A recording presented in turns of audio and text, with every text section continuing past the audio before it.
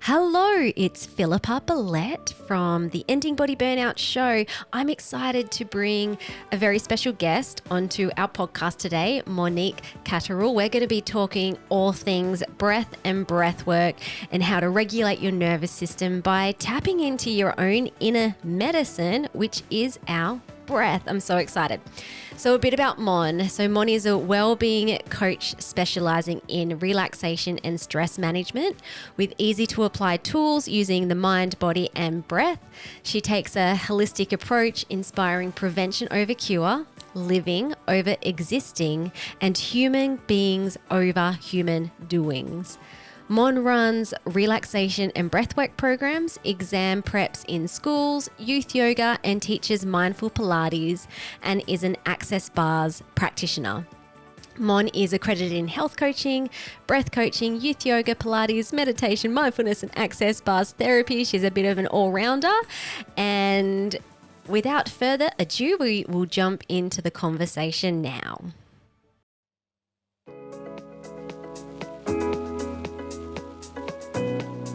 Hello and welcome to the Ending Body Burnout Show. We're your hosts, Chris and Philly, co-founders of multi-award-winning functional medicine practice, serving busy people with energy, mood, and gut issues. Well, busyness, overworking, addictive doing, and perfectionism might be the norm. It's not normal, and it's a major contributor to health issues. Our goal with this show is to give you a holistic root cause approach to healing your body so that you don't have to continue doctor or diet hopping or popping a gazillion supplements hoping something might stick. So get ready to heal your body, get your spark back, deeply connect with yourself, and step into the life of your dreams. Let's dive in.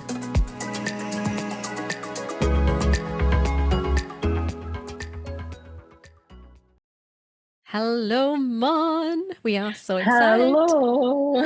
How are you? Good. So excited to have you on the podcast. We've been like social stalkers of each other, I think, for a while now, and we've actually never spoken in person. So it's exciting. I know. Like I'm fangirling right now. Little fan crush. Woo. All right. Shall we just dive straight in? Yes, let's do it. Okay, awesome. So we find that most healers, practitioners, this is my case anyway, often come into this profession of natural medicine, holistic healing because of our own body burnout experiences. I just love to know, like, let's unpack your story first because you have a pretty fascinating story that I think a lot of people can learn from. Yeah, sure. Yes, I've experienced body burnout majorly a couple of times in my life. And the first one I'll keep pretty private, but probably about 2016, my son was 17 at the time and he nearly died from septicemia. And it was quite a horrific journey. It was quite stressful trying to get him diagnosed. Mama's instincts kick in and you know when your child is unwell, especially when they're tough. You know, especially when they watch blood being drawn or watch stitches going to their legs, you know, like, and I knew something was wrong and it was very, very hard to get anyone to listen, to take us seriously. We kept getting dismissed. So yeah, that led to the stress of all that, which ended up being a 16-month long journey. Wow. Yeah, I ended up, of course, with PTSD, adrenal fatigue, and just, completely burnt out, completely lost myself. Yeah. He's okay now. He's okay now, by the way. Did he get better and then you got better, or he got better and then your burnout from the body point of view is just like, why am I not bouncing back even though I'm now not in that fear-based situation?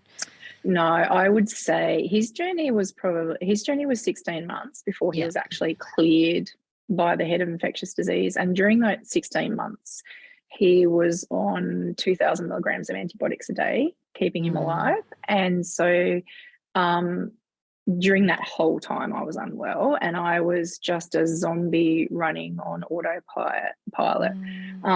So it probably wasn't until he started to get better and got cleared, that I started to get better, because I, as mums, we put ourselves last. And especially when you have a sick child, it's like you have no awareness. You're just running on autopilot. And of course, he was coming first, the situation, the appointments, the checkups, and during that 16 months, he had no immune system. So I was told that a common cold could kill him because it could turn into pneumonia. And so I was in a heightened state for 16 months. If he had a sniff, I was like, are you okay? Oh my God, are you okay? And it got to the point where I even had my GP on speed dial because of the stress. And it was like, well, if he gets this, he has to go straight to ER. If he gets this, he has to go straight to ER. And it was, so it wasn't probably till he was actually cleared that I started to, I guess I had like a breakdown, like a mini breakdown. Which makes sense too, because if you're in the environment where there's chronic stress, your adrenal glands and your neurotransmitters would have been going nuts. It's actually really hard to heal in that situation. It's crazy to look back, and it makes me realize how amazing the human body is. That we can actually semi-function and sustain for quite a long period of time before we do crash. It's like we live off adrenaline. Well, basically that's what happens. And then I get the lab test and it's like, you have no adrenaline left. Well, people do, but it's like, this is below detectable limits. And you fake it. Like, I did become very withdrawn. I became very antisocial. I remember my friends were trying to catch up with me and I'd be like, yeah. In my mind, I had no intention of going. And on the day, I would bail last minute with an excuse, like a headache, or I'm not well, or, and then they started to realize, they're like, you're not right. Like, we're worried about you. And some people don't even know what I went through, because I'm not one to post it all over socials, and it wasn't my journey, it was my son's journey, and he's quite private. And he still to this day doesn't really like talking about it. So I think he can't remember a lot of it. How old was he? It wasn't he was 17 at the time. 17. Okay. Yeah. Wow. That's super interesting that he doesn't remember it. He probably has his own internal system. It's just like, that is a period of your life that I don't want to have in the forefront of my memory, because it was traumatizing. Like, it's trauma. Exactly. And for a long time, he because we were seeing so many different people, there was head of infectious disease, there was orthopedics, because it was growing inside his hip joint and down his bone, so we had to have x-rays because it was eating away at his bones. The abscesses. And then there were constant blood monitoring, there was physio appointments, because he lost 75% of his strength in that hip and leg area. So all these appointments, and he would have anxiety about driving past the hospital. And that was a worry for me too, because he was holding back telling me what was really going on, because he didn't want to have to go back to hospital. Yeah, wow, that's crazy. So it was all stress related. Yeah, absolutely. So you mentioned too burnout, adrenal fatigue, like it sounds like depression as well, if you were just like disconnected from the world. Did you have any other physical symptoms, or was it more just like the mental shutdown?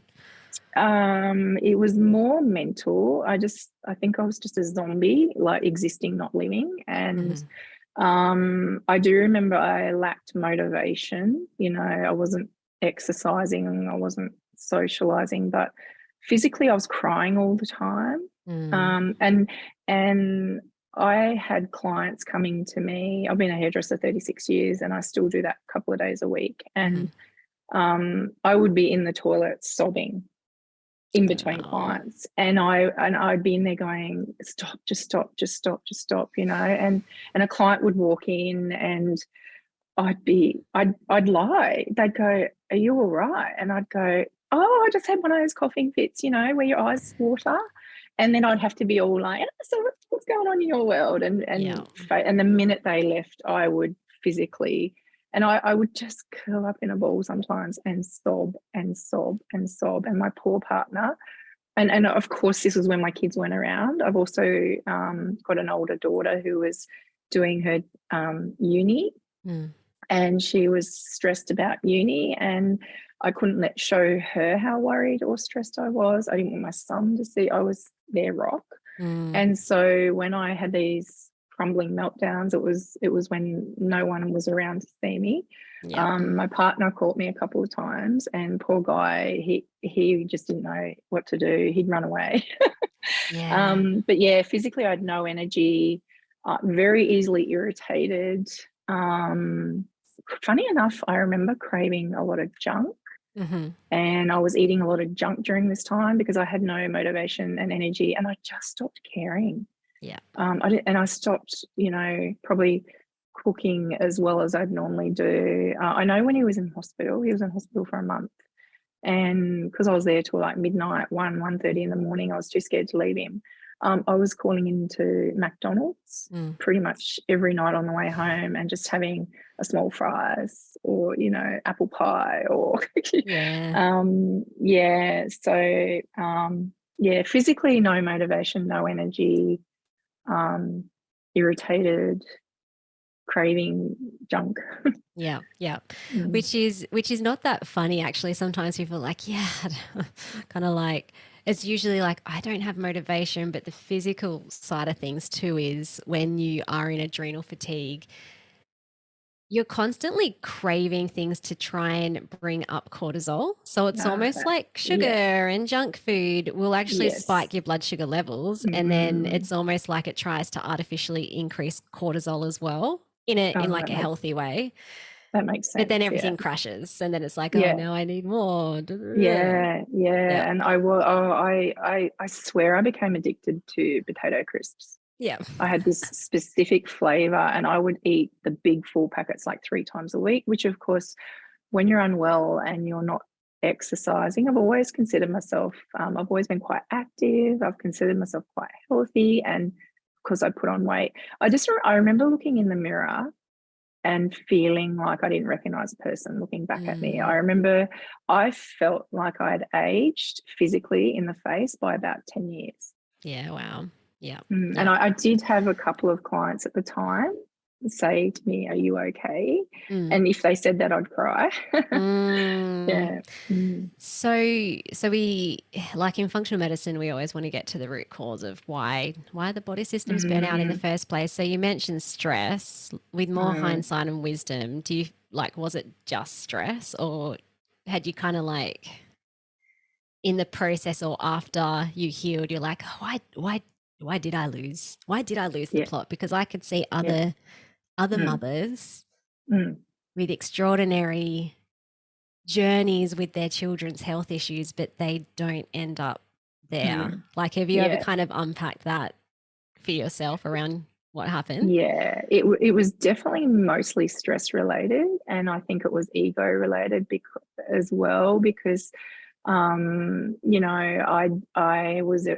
wanted to be everyone's rock. I wanted to hold it together for my son while he healed. I didn't want to add stress to him.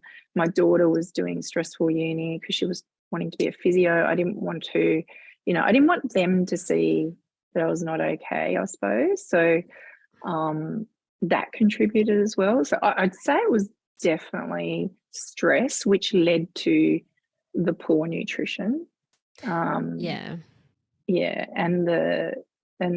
we know the gut brain connection, or most of us do. So I think it was mostly stress, definitely, and stress because I didn't look after myself. I didn't prioritize self-care. Yeah, and I think you hit the nail on the head too, where you said it was ego driven as well, because it's more around like our response to stress. And so if we have this identity or this belief about ourselves that we need to be the one that everyone turns to. It was interesting what you said, way like when you first started that story, all mothers put their kids first. And, I think you said we fill up their cup first before. I'm like, well, not all mothers. Yes. So there's a certain pattern trait that it's just like when big things happen, more susceptibility to lead to burnout. Mm. So sun got better. Yeah. You got out of that like constant vigilant, he's going to die type brain loop happening. What else? Was it just he got better and then you healed, or did you actively have to do things as well to heal from adrenal fatigue? And yeah, I actively had to do things. First off, a naturopath recommended some, so I was spending all this money on water kefir and probiotics and prebiotics, you know, because I was told he had no immunity.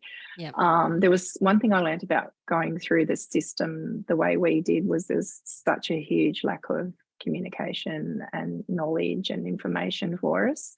And then I mentioned it one day very proudly to the head of infectious disease, and she's like, "You're wasting your money," because he's taking antibiotics, 500 milligrams at 8 o'clock, 1 o'clock, 6 o'clock, and 10 o'clock. They're getting killed off in his body. So they're not really surviving long enough to do anything. And I was like, oh. So long story short, I was recommended some whole food powders, the Juice Plus whole food powders. And I looked into those, and I started, because of what he was going through, he wasn't really feeling like eating, but I knew the gut-brain connection. I knew the importance of nutrition for him, and it was really hard because he wasn't really eating that well. And so I got onto these, which basically, because they're food grade, they're a nutraceutical, they enter the bloodstream and they start working quickly. And we noticed a difference within 3 weeks of him on them. Like I was blown away, and he just kept getting better and better. And I guess it's because even though he was on all those strong antibiotics, he had that nutrition. So my first step to recovering was I saw what they were doing for him, and I went, well, I'm going to start taking these. And so I started taking those, which I started to feel a little better. And then it was actually a really good close girlfriend of mine that did massage at the time. And I won't give her a plug because she doesn't do it anymore, but we were actually, I did a bit of musical theatre, and we were actually rehearsing, we were in the middle of rehearsing for a show that I was in with her at the time when my son got sick. And when this happened, I actually pulled out for a bit because of the stress, but then my son got so stressed that he blamed himself that I dropped out of the show, something I love doing. And it started to stress him that I'd be in hospital visiting him, and he'd be like, aren't you supposed to be at rehearsals? Aren't you supposed to be at rehearsals? And I would have to pretend to go to rehearsals so he didn't stress. And I would pull up outside the rehearsal room and I couldn't go in. I'd just sit there and cry. And one night I went in and I just burst into tears. I couldn't do it. I couldn't remember anything. I had brain fog. I felt like I was going crazy. And I ran out crying, and my girlfriend came out after me and she said, I'm really worried about you. She said, I want you to come for a massage. What are you doing Monday afternoon? I put her off because in my egotistical mind and not fully understanding what that massage would do for me, I said to myself, like, how can I lay there and relax and enjoy a massage when my son's in hospital so sick? Like, how can I do that? It's like it was quite bizarre, and clearly I wasn't thinking straight at the time. And she just persisted. She persisted with me over a couple of weeks, and it got to the point where I completely broke down in her presence. And she basically said, you're coming Monday at 4:30. And she gave me an hour and a half massage. And I kid you not, she had to put a face towel under the hole because I sobbed so much and snotted the whole hour and a half. And it's like, she did say to me, you store stress in your body. So this is probably going to release that stress and let it out. And that was my first step into healing. Second step after the whole foods. Little did I know that at the time. And I just remember feeling the next day, feeling a little normal again. And I had forgotten what it felt like. And until she gave me that gift, I'm going to get a bit teary. until she gave me that gift, I guess it made me realize that, I guess how sick I was. And it just made me more determined to keep feeling that way and get better. And so I started going to her weekly. And I found that feeling lasted a few days. And then the more I went, the longer that feeling lasted. So that was my journey to healing. Yeah. And then from there, another girlfriend who lived a couple of doors around, who was a nurse, she was quite worried about me and Bailey. And she said to me, "You're coming to yoga." There's a beautiful yoga teacher in my local community who's now a close friend of mine. And she just basically said, "You're coming with me." And I cancelled the first time because in my head, I'm unwell, I've got no energy, I'm not flexible, I'm not fit, how embarrassing. And then, all the excuses and ego. And she told me how amazing it was. She had really, really bad insomnia. And she said she slept that night. And so the following week I went with her. And boom, that was my healing journey started. Starting to feel the benefits of looking after myself and nourishing myself. So cool. I love it. Like it sounds like for you, a holistic approach. It wasn't just like one thing that was the magic pill. It was finding a bunch of things, and even like your tribe and stuff as well. Yes. Oh, absolutely. And that set me on my path of also for my son. I was so petrified of all the drugs that he had a PIC line in when he was in hospital. And I was paranoid about the long-term effects of that, and so I started to go, right, well, I need to keep looking after him while he's at home and in my care and I'm feeding him. And I signed up to IIN for the health coaching accreditation. And at the time it was for me as well. It was for all of us. And that's where my holistic journey started. Yeah, cool. And I learned all about the gut-brain connection and Awesome. I wanted to dig into that. So you had accredited in many modalities, as our listeners would have heard when I was reading out your bio.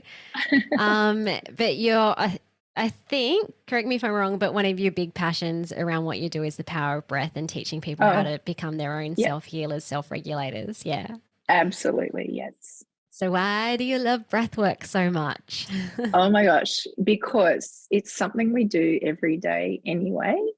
It's free, it's easy, and it has an instant physiological effect on our body. And so most people aren't aware of the impact that breathing incorrectly, has on our body. And so we're doing it anyway. It's for free. So why not learn how to do it properly, for short-term benefits and long-term gains? Yeah. How does it, well, especially for our listeners, like have an understanding, although I love to have experts in their industry come on too, because I'm like, whoa, I didn't know that. I didn't know it to that depth. But so you're big on stress management. So how does breath work help with stress management, and then also like emotional regulation as well? Well, I think emotionally, first of all, it changes our focus. So especially for people who are anxious, and with anxiety, we tend to be overthinking stuff too far ahead in the future that, most likely won't happen, or we're constantly circling about worst case scenarios and everything that can go wrong. And so with anxiety in particular, it's a change of focus, and we only have one focus. So emotionally, that's great, and it grounds us, which is another, there's great grounding techniques. But physiologically, the impact on our central nervous system. And, for those that don't know that are listening, the central nervous system, regulates our body, and there's two arms off that, our SNS, our sympathetic nervous system, and our PNS, our parasympathetic nervous system. And I call the PNS the green zone, like the good zone where we want to be most of the time. And then we have our sympathetic, which is our fight, flight, freeze. So, and our parasympathetic is our rest and digest. And so the impact breath has on flipping our central nervous system into our PNS zone when we need it, and instantly, is phenomenal, and it regulates our heartbeat. It regulates our blood pressure. When I did my training with a Brazilian guy, he talked about some research that had been done. Can't remember off the top of my head who did it, but where a study was done, and when you know how to breathe properly, it was shown that regulated and the blood pressure quicker than a blood pressure tablet. Wow, that's so good. It's so good. It's interesting. I actually went to my GP. I do see GPs when I need to. Oh. But we were just talking. There's like so many goobies going around, and I just had this cough that wasn't going away, and I had to go away interstate. And I'm like, just want to make sure that there's no infection. Anyway. Cool story. But she did test my blood pressure, and I was talking while she was doing it, and it was like quite high. She's like, hang on, just take a breath and don't talk. And so I just like relaxed, and it's like, magically my blood pressure was back to normal. But I found for me, when I started my own health journey, probably even before I got into functional medicine, it was more when I was like investigating food and toxins and all that sort of stuff. And then I came across the power of breath.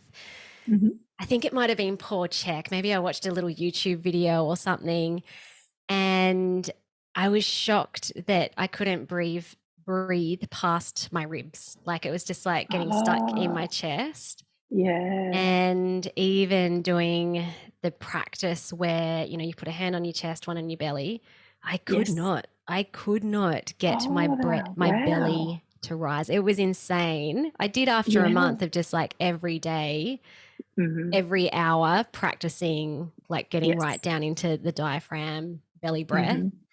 But do you see that often, like with people that you work with, especially people who are anxious, probably like overdoing? Definitely. And and I had it recently.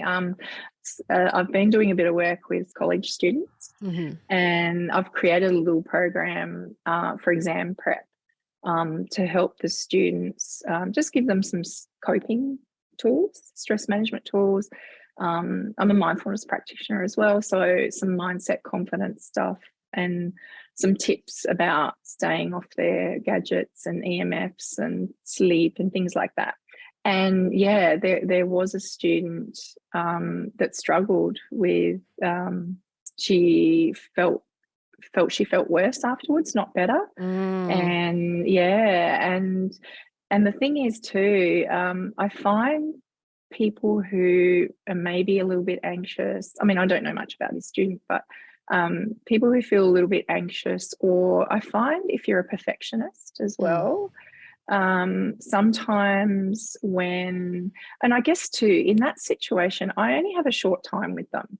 So ideally, when I'm teaching these tools, it's nice to have time to practice it a few times and get into a rhythm. And so this was quite a short time frame to give a lot of tools to them. And so I think maybe sometimes we can get caught up in our own head. We're such creatures of habit. And, for years we've been breathing a certain way, which is mostly shallow breathing. And all of a sudden you're a perfectionist, you might be an overthinker, and someone's telling you to breathe differently. And you can get a little bit caught up in your head about, your thoughts can race away from you. And instead of actually being present in that moment and focusing on what your body's doing and the breath, you get all in your head and go, am I going too fast? Am I going too slow? Am I doing this right? Oh, is my body going out or in? Or blah, blah, blah, blah. And if they get too caught up in their head without that awareness, they just automatically go, no, can't do that. Yeah. That doesn't work for me. Yeah. Yeah. Yeah. That's so interesting. And So it is, interesting. it's like, it's a muscle that needs practicing. I say to people, you know, if you wanted to build your biceps, you don't go to the gym and do a few reps and go, oh, that didn't work. Mhm. It Yeah. takes consistency and practice. And when I talk to the students, I say to them, you know, when you were a little child and you were learning to walk, you didn't fall over and go, I can't walk, and give up on it. When you're learning to ride a bike, you don't have your crashes and go, well, I can't do that. You keep going until you can. And same with when you learn to drive a car, you bunny hop, you stall, you grind gears, or back in my day it was manual. I think they're automatic now, but and you don't go, I can't drive. You stick at it until you can. Yeah. And for some, I won't say for everyone, some people really embrace breath work and love it and dive right in. But yeah, for some, depending what's going on for you, you can struggle, and it might not be easy for you at first. But with those people, I do say, don't give up, keep practicing. And there are so many different techniques out there, and maybe not every technique's going to be for everyone. It's just finding what works for you, I think. Yeah.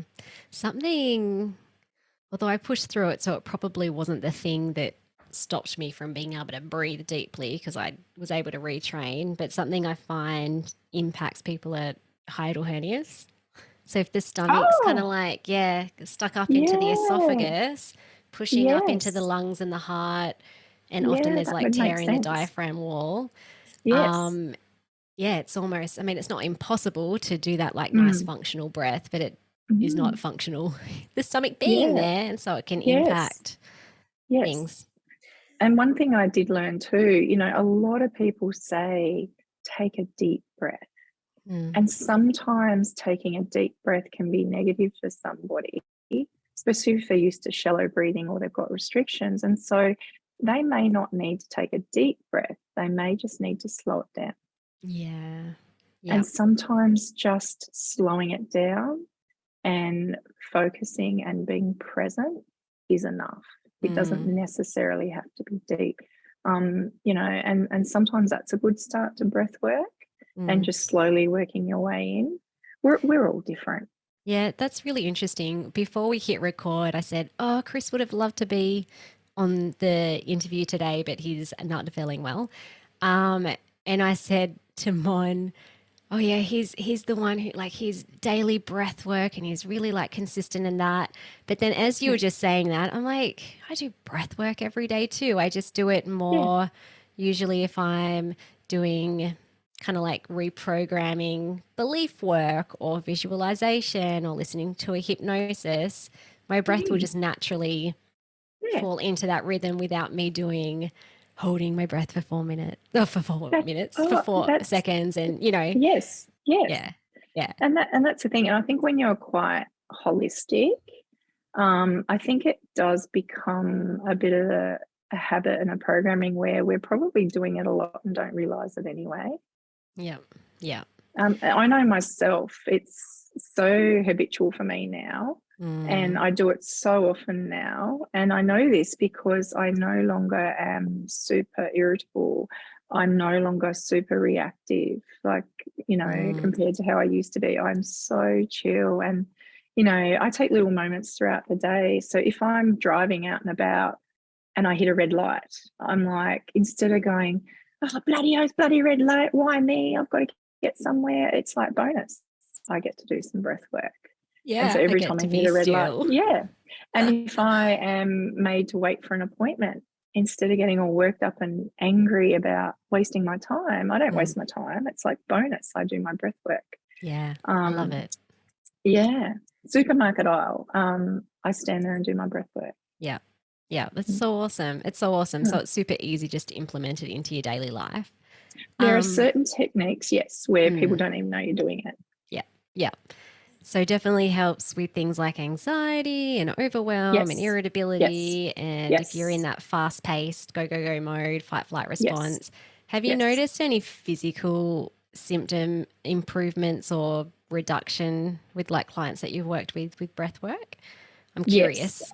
Yes. I've had people report on improved sleep, less irritability, great for asthmatics.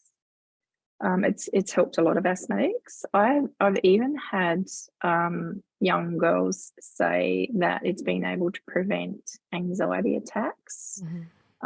That's with other work as well, but based around some breath work, emotional freedom tapping, mindset stuff. But I had one client recently that attended one of my workshops, and she jumped in my inbox a couple of days later and said, "I freaking love you." And one of the techniques, she's been seeing a psychologist, and one of the techniques I taught her, she was coming into my session, she was having mass panic attacks. Yeah. And when I open up a session, I let people know that some stuff can come up for them. Depending what's going on for them, and I give them full permission that it's a safe space, and if they feel they need to cry, they cry. I don't want to scare anyone off because it doesn't always happen, but I feel it's important to have awareness, and if they are going through a bit and get a bit teary, that it's not right or wrong. Like, it's just as is, release it. And as soon as I said that, she broke down in this room, and I thought, but she stuck it out. She stuck the whole session out. She did the work, and she said to me, one of the techniques in particular, she said, has been able to stop my anxiety attacks. So she now has awareness in her body of it coming on, and she removes herself, and she does this particular technique that works for her, and it actually prevents these anxiety attacks from going full blown. Wow. Yeah. That's so awesome. That was pretty awesome. It was quite a few years ago, but I did a Wim Hof workshop, which included, most of it was breath work and then the ice plunge. Yes. But the breath work, I remember at the time I had severe back pain, sciatica pain, and I remember during the breath work session, what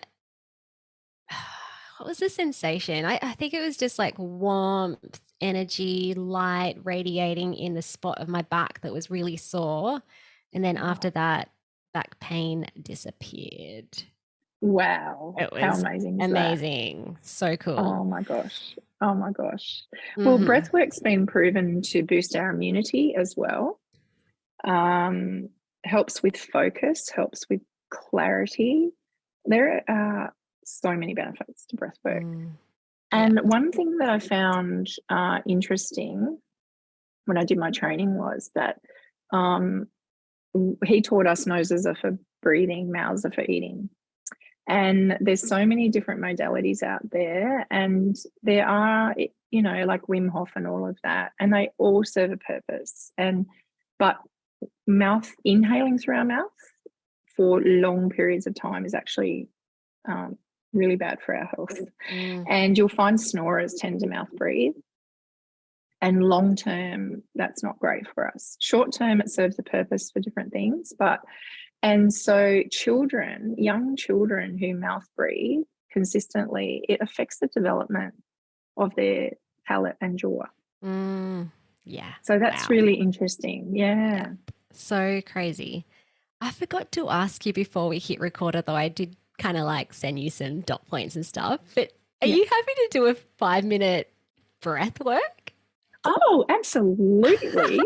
What's the point in talking about breath work if we don't do a little exercise? Because this is so good. Like, people listening, again, like as you said, it's just so easy to incorporate. So yes, maybe don't do it while you're driving. Someone's listening to it, no, or it's okay. Yeah, well, yes, there's different techniques. I mean, I do regular breath work when I'm driving, but I'm experienced, and it's not an extreme one that makes you lightheaded or dizzy, or I don't need too much focus. So I do there's a couple, a real easy favorite one of mine, balanced breathing. It's just where you're slowing down your inhale through your nose for a count of 4, and then you're exhaling for a count of 4. And so that's safe to do, and I do that when I'm driving. Yeah. I'm doing that all the time. Sometimes when you've been talking on this podcast, I'm sitting and doing it so I don't get nervous and stay calm. But yes, I think one that I will share with the audience, which is a good introduction and it's not too stressful and they can't get too caught up in their head about it, is just having that awareness of connecting breath to body and just slowing it down. And so what we do is we just get comfortable. I'm just going to mute. I'm going to mute my microphone so that if I'm like, okay, then you're not hearing me, you're just hearing you. Okay. So we get comfortable, whatever that is for you. And what I would love you to do is soften down the shoulders. When we're stressed, our shoulders tend to be up near our ears. So soften the shoulders and relax the jaw. We clench the jaw when we're stressed. Soften those shoulders, relax the jaw. And I'd love you to close down your eyes and just connect to your body. And by closing down your eyes, you're just getting rid of other distractions. And then I want you to take a moment just to pay attention to your body. How are you feeling? Is your posture nice and straight? Our body's always trying to tell us something if we stop and pay attention to it. And then what I'd love you to do is just take a nice, slow inhale through your nose, and then we're going to exhale through your nose. And it's just going to be slower than what you usually do.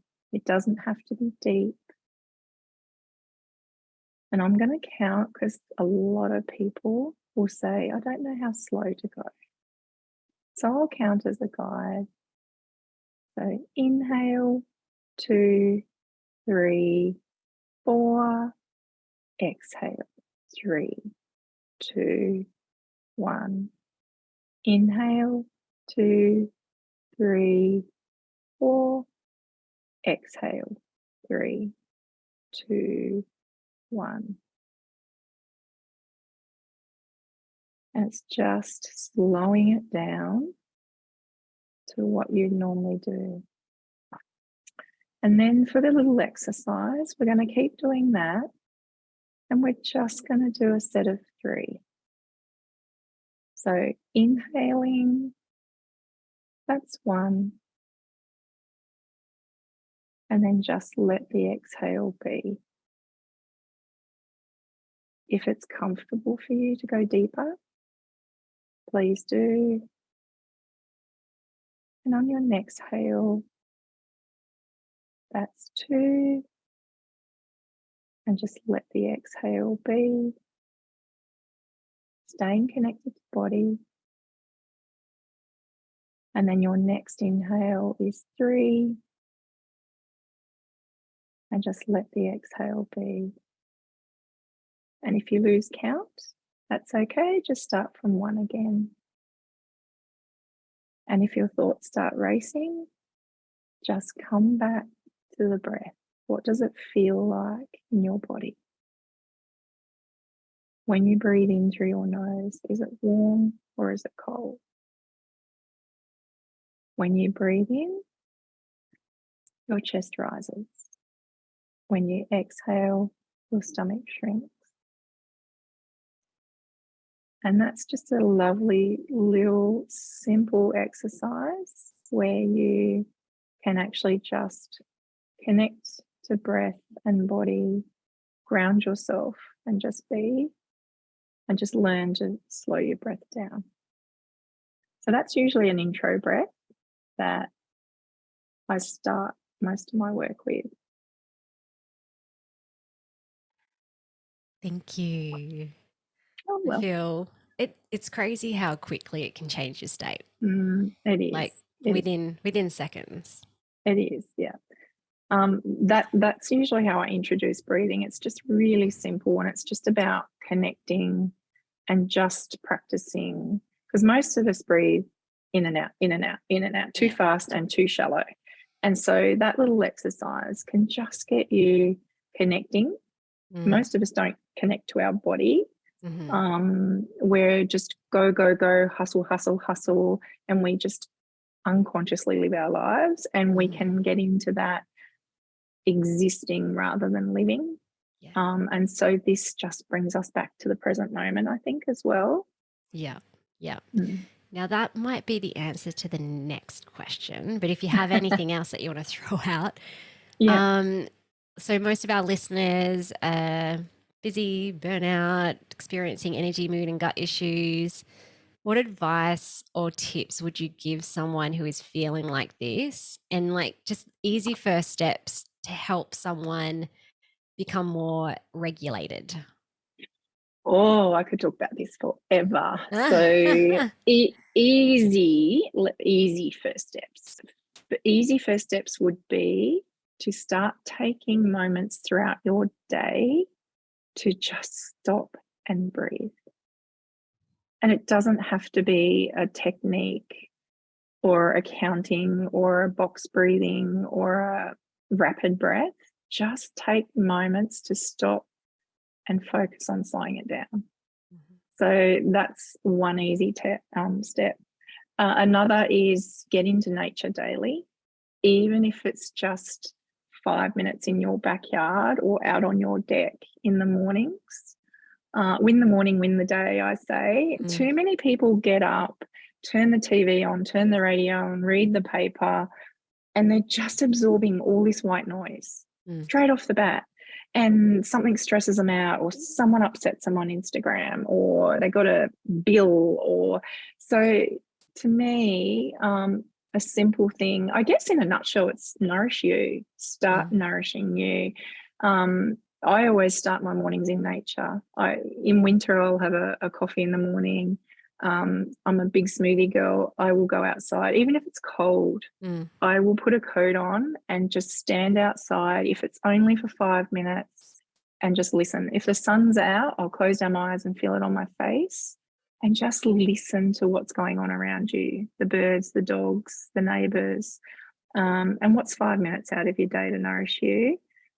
Sunlight on your skin if you can. People who work in the office, if you can get outside on your lunch break and roll up your sleeves or get your legs exposed to some sunlight.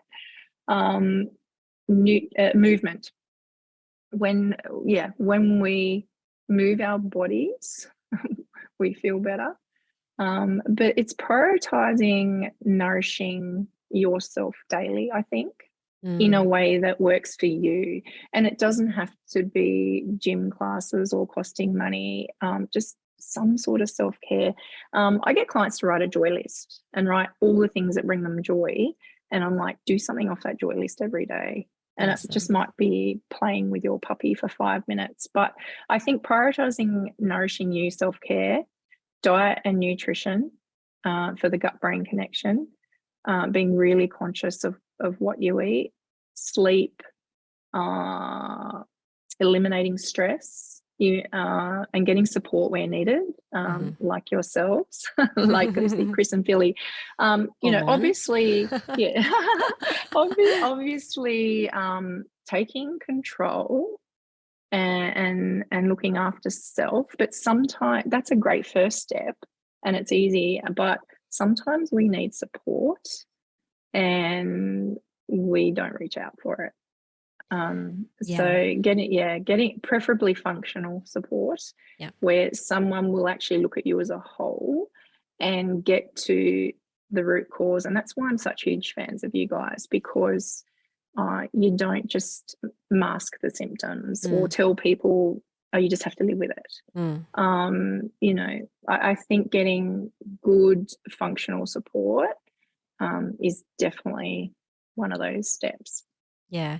I find too, like I'm just reflecting back on your journey and your story of burnout and how you had the massage therapist kind of like come into your world. Yes. And I imagine, correct me if I'm wrong, but I imagine you probably weren't doing the things that you just mentioned there back Oh, when you were like you wouldn't have been out in the no, morning in the cold with your no, rug, sipping on your no, coffee in the sunshine? no, none. I had no self-care. Yeah. I didn't care, and I didn't realize I didn't care. I was an absolute zombie who was just existing in this world for not pleasing others. Yes, but obviously, as my son's mum, he was my priority, and I put him before me in that situation. But there is a balance. You can do that. And I just neglected myself. Yeah. And I got very caught up in the stress Yeah. Yeah.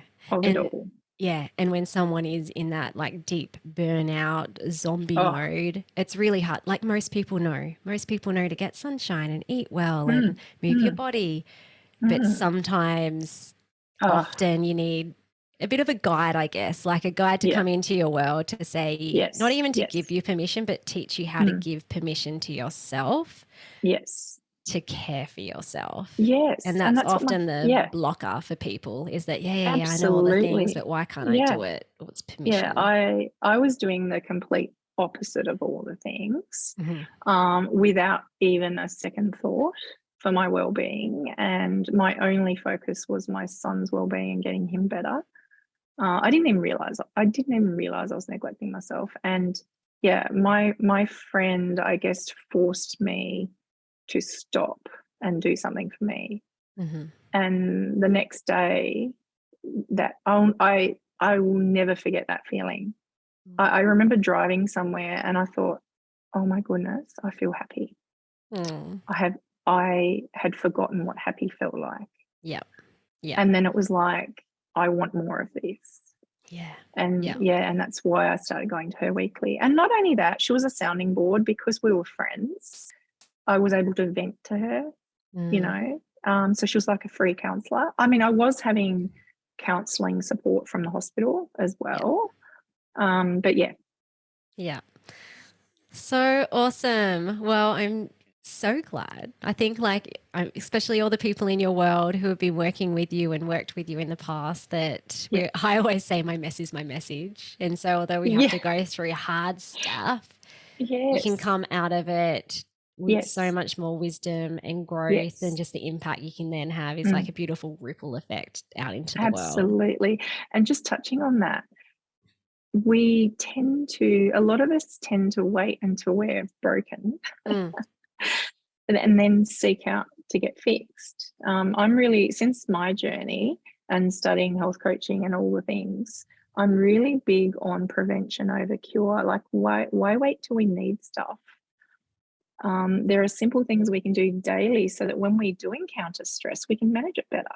Yeah. And if I had these tools before my son got sick, a lot of these tools, it could have helped in some of that prevention. And that's why I went on to be a kids yoga teacher. When I started yoga, I was like, why aren't kids taught this in school? Because breath work is connected to yoga, Mm. obviously.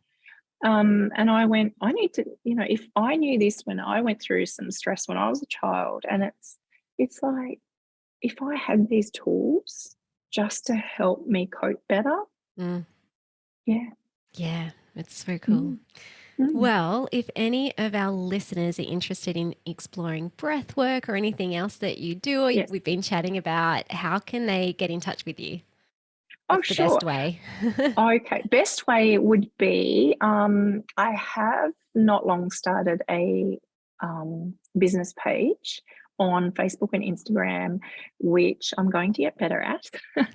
I have a love-hate relationship with social media, but I Uh-huh. realize it's important for business. So it's called Calm Minds and Healthy Bodies. Awesome. So often, when I'm launching stuff or offering services, I will post on there with my phone number. So most people text me Hmm. or shoot me a message through there. Awesome. I'll make sure all that's in the show notes so that people can find you easily. Thank you, lovely. But thank you so much for coming on. It's been so good to chat.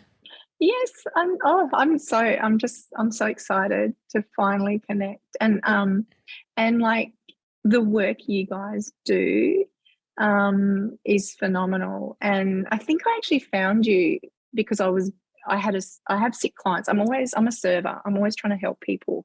Yeah. And I can't help everyone. And so I delegate. And so many people sit in my seat and they've been seeing doctors for years but not getting better. And I'm like, you need a functional practitioner. Yeah. Do you know how many people do not know what a functional practitioner is? So many. Yes. So sometimes they just say, oh, it's kind of like a naturopath, nutritionist, but we're using like cool lab testing, and we also go through the root cause that other practitioners don't usually. Yes. And so obviously I'm going to share this. My community will be hearing it. And so I'm like, well, how can I serve you and Chris today? Like, I want you to have a bit of a shout out too. Oh, thank you so much. Kindred spirits. Yes. So awesome. Yes, I want my community that are listening to this to look you up and give you a follow on socials because you have amazing value. Thank you so much. You're welcome.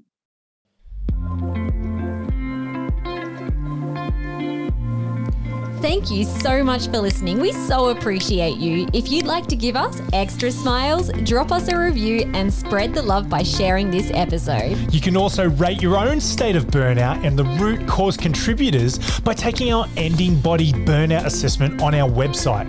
And if you're interested in learning about our group or one-on-one Ending Body Burnout programs, shoot us a DM via Instagram or Facebook.